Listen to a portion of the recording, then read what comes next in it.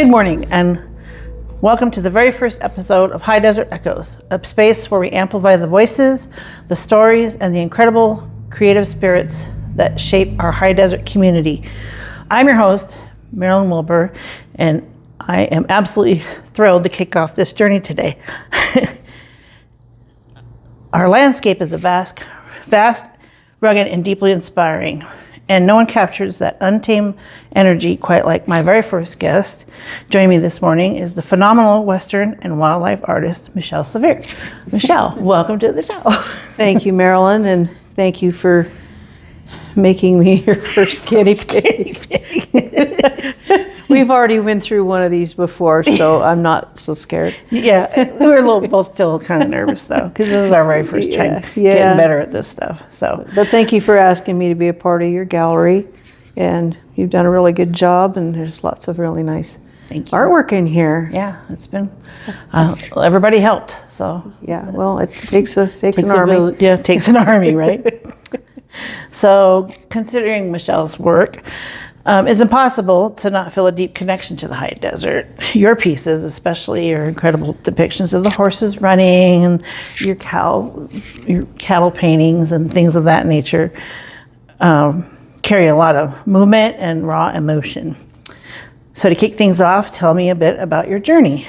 What is it about the spirit of the West and Harney County landscape that constantly calls you to your work? Well, I've been a desert rat my whole life. I grew up in Yucca Valley, California, and moved to Ontario at a young age. And my life was kind of shaped and formed through when we could have art teachers, right? 4-H leaders there, and then so anyway, that's what made me love the desert. I always have loved the desert, so I fit into the desert really well. I love it too. Yeah, and it's wide open spaces. I don't think I'd want to live where there's a lot of pine trees or whatever. I like to be able to see. There's so much color and there's so much to see and do in the desert. Exactly. Yeah. My grandpa used to say, you can take the rat out of the desert, but you can't take the desert out of the rat. No. But I've been part of ranch life pretty much my whole life, and been to some pretty interesting places, and I've seen some pretty phenomenal things. And so my art is kind of a story of my life and what I see and how I view it. The colors, the experience, all the stuff with the horses and the cattle. I've been there, done that. So that inspires me. And then not only that, the wildlife that goes with it. It to me, it's hand in hand. It's what I do. I love it. I love that. So, considering your work, it's, oops, I already talked about that. Sorry. One of your first pieces I'd like to talk about is, we're going to display that over here while we're talking about it, is your painting called Sunset Run. It's your horses running across the desert sagebrush in the sunset. Where did you get that idea? It's very beautiful. It's one of my favorite pieces. Oh, just the color, the tone, the textures, things that you see. Horses, people love horses. You know, you gotta love horses. And that is oil, correct? Yes, it is. Yeah, cool. Yeah, it's oil painting. So I do a lot of oil painting, but I do a lot of pen and ink work, which I had to teach myself how to do. And that led me down quite a few roads. I did a lot of pen and ink work for bull sales and horse sales before our color technology and digital stuff made it easy to do. So from that, learning to do that, someone saw some of my line work and wanted me to try engraving on an antler for obsidian knives. That was Dale Doobie out of Prairie City. And so I had to teach myself how to do that, and that has taken me down a big road of self-discovery.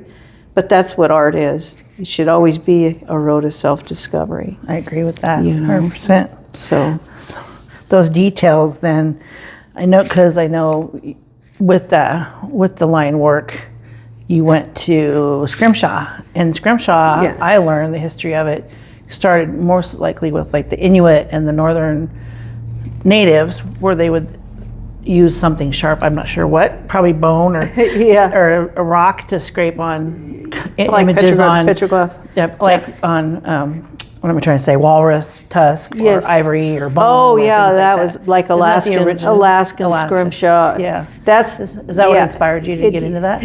Well, no. Oh wow! I No. just thought that's probably what it was. He just wanted me to do some work on his antler knives, and so I started with a Dremel tool and a nail sharpened to a point, Wow. and transfer the image on there.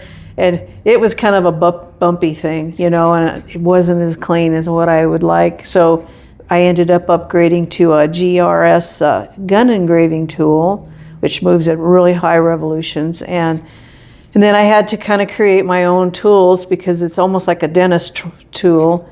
So I have one that goes to a point that I can transfer off my images from the stencil sheets that I use, and then use black acrylic mixed in a film container with a Q-tip with water, and I can kind of put it on there to see what I got. So pretty much all of the main images are stenciled on there because I can reduce things that I want to use to different sizes for different things, and then use the acrylic, and then all the background, everything is all hand done, free done. I love it. Yeah, so I do elk antlers, fallow deer, moose antler, about any type of antler I can do something. What's the biggest moose? That's the biggest one you've done? Yeah. How long did that take? It takes a while, but the prep work is just horrible, you know, because they're too big, you know, and they're too heavy for me to lift to get, because the final step when you sand off and prep your antlers, you go through a series of sandings. I start with a flap sander to take the first grit off, and then you use different sandpaping, like an orbit sander that has 60 grit to 320, and then when you're done, you use a buffing wheel that has diamond polish on it. Oh, wow. So I'm outside. I have to do it outside because it makes a pretty big mess. So I try to work on like 6 antlers at a time when I'm prepping, so I could use my sanding papers and whatever, and it's warm enough. Yeah. But polishing wheels to get those moose antlers underneath the wheel, Stuart usually has to, my husband, has to help me. So I don't really like working on those too much. They're just too big. Too big. But the smaller ones I do. Yeah. So now I've tried to get the ones that'll stand free with the, you know, on their tines, and they stand up rather than lay out.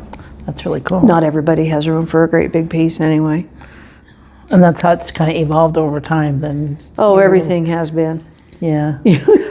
Well, you've started adding your painted pony to your cards. That's the whimsical part. You know, it's just fun. Well, I was doing it on some of the handles that I did. You know, they wanted some Indian ponies, so that's where that started. Oh, wow. Is doing it and putting it on antler, and then I'd add the color, you know, to it. So then I thought, well, why can't I just do a mug and cards and all kinds of do stuff. that, yeah. That's really cool. So let's see. So you were wanting to know about where I learned and Yeah, who where did you inspired learn all me. that stuff from the drawing? 'Cause Well, my dad was an artist. that's right, but- your dad. Yeah, and he did college on the side, but he learned to build furniture, and so we had a shop, Joy's Upholstery, and Where was that at? it was in Baldwin Park, California. Oh, okay. As a very, very small child, I can remember a little bit of it. I wish, you know, he was around now because I'd love to learn how to do all that, but my mom was a seamstress and stuff, so I come by all that naturally, Yeah, you you know. do. But probably my biggest was in high school.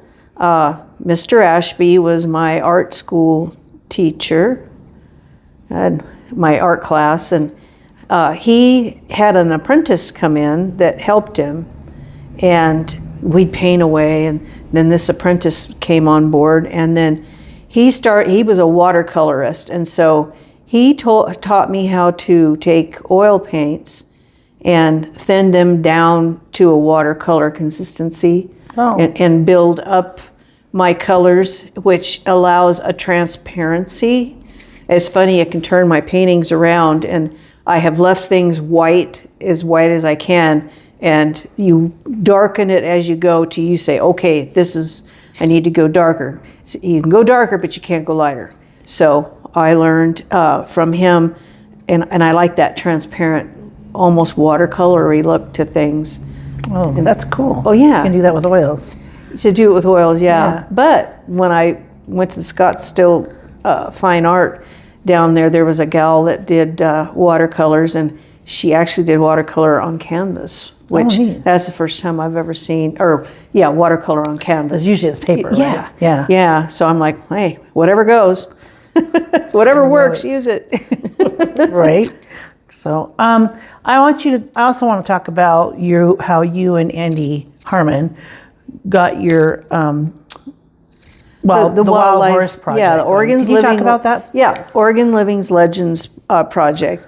I met Andy when I first moved here. Stuart and I. That was back in 2000, and he was asked, because he's an auctioneer for Producers Livestock, but then they'd have him do some of the Kiger adoptions, live adoptions, and I went to a couple, and there was nothing to buy. It was all, I don't know, it was in the very beginning stages, but the three people that were on board that really kind of cleaned up our horse herds, Josh Warburton, Ron Harding, I'm missing a name, and then the photographer for the BLM. I met Andy, and she would take care of orphan foals, so she was already kind of connected. And so we just got hooked up with the BLM. Mark Armstrong was a photographer, and they were for public to look at. So I had Ron Harding help do the maps on the back of the cards, and I illustrated the Kigers and then the different herds. And she started working on a book, and so then it was some paintings of the herds. So when you come in to your gallery and you see the Oregon's Living Legends posters, those are all real horses. They're all pictures of real wild horses that I incorporated into the project. At the time they were alive. Yeah. That's really cool. Yeah. So, but we got made fun of because, everybody says, oh, they're just a bunch of shitters, and, like, you just wait and see. Now it's very, very popular, and I sell quite a few of them. Where's the book? Has it been made We more? made 2 printings, and then we didn't reprint, so they're out of print. Andy, I think, can get the online. It'd be kind of, probably do it online then, like have it online. Probably something, yeah. It'd be interesting to try and revive that, because I bet there would be some, or an updated, She wanted to, but that was her forte, was the editing. I'm just the artist. Gotcha. Yeah, but it took our relationship to a different place, because she wanted to learn more about photography, and she would listen to me talk about, see these colors? Okay, I want these colors, and it made her develop her technique as a photographer, which she's become very good at. Oh yeah, very good. Yeah. But we can learn from anybody, and it doesn't have to be another artist. It can be somebody that's a photographer. I learn from different people all the time. I mean, there's stuff you have in here, and I'm like, oh my, I'm impressed with that. Yeah, everybody, we've got some good talent in here. Yeah, A shameless plug for Annie, lcranchphotography.com. Yeah. You can see her stuff. She does really good work. So yeah, that's awesome. Yeah. Well, one of the things I love most about our creative community here is how we echo and support each other's passions. As we launched this podcast, High Desert Echoes, sorry for the sound in the back. I have no idea what that was. We want to celebrate that growth. So what are you working on that you're most excited about now? And where can people find more of your work besides my gallery? I'm like, more scrimshaw, more painting. It's nice because you're here in town on Main Street. Sheila out at Ord's has sold my stuff for a long, long time, and it still surprises me that a lot of people, they've never been out there, but she sells beautiful Native American jewelry that has come down for, well, they've been there for what, about 100 years? My whole life, at least. Yeah. Her mom Shameless read- plug for Ort's Gallery, 23 miles east of Burke Yeah. on Highway 20. So I'm fortunate to have this opportunity, and then Jessica Hedges with the Hitching Post. You know, they're kind of more into the Buckaroo Western, so this kind of is a balancing act because I've got a foot in that department, and then in we got the wildlife stuff. Yeah, Jessica gets the cowboy stuff. yeah, and there'll be some cowboy stuff in here too. But but I like the lamp. I forgot to ask about that. You've been painting lampshades for a while? Well, it's not actually painted. It is coffee stained. And then I use. We'll put a picture of that when we talk about this. Yeah, too. that was another adventure that somebody asked me to do something on a lampshade, and I had to. I discovered make it it. look old-fashioned. What's that? How to make it look like it'd been burned or something, so, you know? Yeah, when scorched. you see the pictures. So I use Prisma pencils, the colored pencils on those, and ink pens, the art type. That's really cool. You know, and it's my own. Your own way of doing it. You're not going to walk down the street and find those either. No, nothing in this place is mass produced. I'll tell you that much right now. Yeah. So it's a learning curve, and you never know when you're going to learn something, you know, and people will push your limits, but sometimes they're good. Have you ever thought about teaching? No. It takes a lot. I've been thinking about that myself, and I'm like, oh my gosh, I gotta have time, because I work full time still at the hospital. So trying to come up with time to teach is like, I'll have to figure out how to do that. Well, so. you know, I don't mind helping somebody. You know, we were having that with Emily Bentz yesterday. She's new art with pencil and charcoal and whatever, and then she asked me. She said, I'd like to be able to. Hey, anytime, you know, just we'll get together. I don't mind helping somebody like that. Yeah, you're always helpful. I got most of this done because you helped me. Hey, that's what makes it fun. So, is there anything else you'd like to talk about while we're in front of the camera? You asked me what my next adventures are. It's like, you know, we get inspired over different things, and I had a friend who passed. It was Pam White. She lived in Rome, over Jordan Valley. Yeah, and they lived down there on the Three Forks of the Waihe River. And she was a photographer, but she would stage photo shoots for photographers. And Mike Hanley and the stagecoaches and chuck wagons and well, she ended up giving me a bunch of reject slides. Nice. You know, photographers look for the perfect picture, but hey, there's a lot of information in that. And I'm finding that this whimsical romancing the West, just the old country feelings, you know, I kind of want to go into a series and have for a long time. And Dave Barthollet is an artist that he comes here to the Bird Festival, but I've known Dave for a long time. I've had the privilege of meeting him, and I own one of his prints. His original print. So that's cool. It's just us different artists like Linda Gage and, you know, Mary Kearns, and we've all kind of been around each other at different stages of the game with different shows that have been put on over the years. Well, anyway, I did a saw blade, and it had this big. The chuck wagon was coming over the hill, and the cattle were coming down, and you know, and they're the Hereford cattle, and then they're running the Remuda across the river. A guy is, and the sun's coming up, and the water's spraying, and then they're going out the other side. It's like it told a whole story because it was panoramic. Yeah. And Dave stood there, and he said, "Michelle, we need to talk." I'm like, "What? What I do?" He goes, "You've got at least 6 paintings in this saw blade." He goes, "Why did you put all that on the saw blades? He says, you should be painting them on a canvas." And I never forgot it. And that'd be cool that you did that, though. Do a whole series. Yeah, I'm going to do a series of those. And then I've still got some buckaroo, you know, pencil drawings that, you know, horses hobbled at the Brandon Trap, and, you know, more women stuff. Yeah, life on a ranch. Everybody likes. Yeah. Those of us that lived on a ranch.